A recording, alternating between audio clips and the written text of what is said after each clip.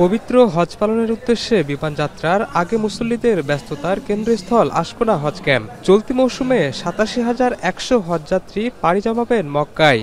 এজন্য হজ ক্যাম্পে শেষ মুহূর্তে হজ বেল্ট পরানো, লাগেজ ট্যাগিং, ইমিগ্রেশনের কাজ সেরে নিচ্ছেন হজযাত্রীরা। প্রথম দিনের ফ্লাইটে সৌদি আরবে গেছেন প্রায় ৪,০০০ হজযাত্রী। হজ ক্যাম্পের সার্বিক ব্যবস্থাপনায় সন্তুষ্টি জানিয়েছেন যাত্রীরা। পাশাপাশি নতুন চালু হওয়া মোবাইল অ্যাপ হজযাত্রাকে আরও সহজ করছে। দুই দেশের ইমিগ্রেশন ঢাকায় সম্পূর্ণ হওয়ায় ঝামেলাও কমেছে। এবার কোনো হ্যাসেল ফেস করিনি, সব সিস্টেমেটিক ওইতে হচ্ছে এবং যে ব্যাগেজ ট্যাগ লাগানো হলো দেন আমরা ইমিগ্রেশনে যাচ্ছি। এই দুইটা অ্যাপস সম্পর্কে আমরা মোটামুটি ভালো বুঝতে পেরেছি এবং আমার মনে হয় আমাদের হজযাত্রাকে এটা আরো সুন্দর করবে। এখানেও অনেক সুন্দর দেখতেছি, পরিবেশটা অনেক সুন্দর, ভালো লাগতেছে অনেক। এদিকে ভিসা জটিলতায় নির্ধারিত ফ্লাইট ধরতে পারেনি ৩ হজযাত্রী।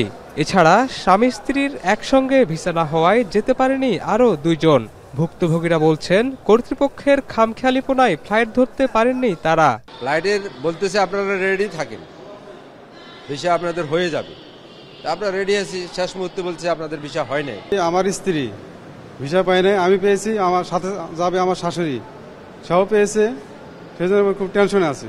এবারের হজযাত্রায় কাজ করছে ৭০টি এজেন্সি, কিন্তু তারপরও কেন নির্ধারিত সময়ে ভুক্তভোগীরা ভিসা পাননি প্রশ্ন ছিল হাবের মহাসচিবের কাছে।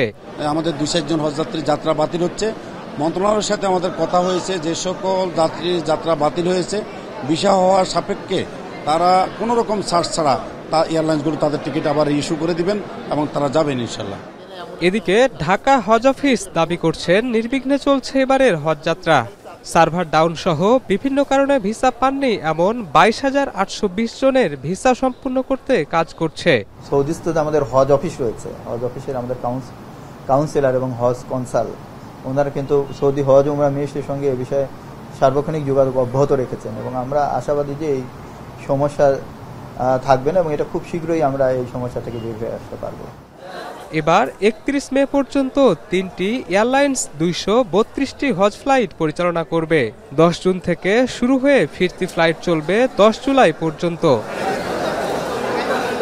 শাহিনুল ইসলাম সাগর, এখন, ঢাকা।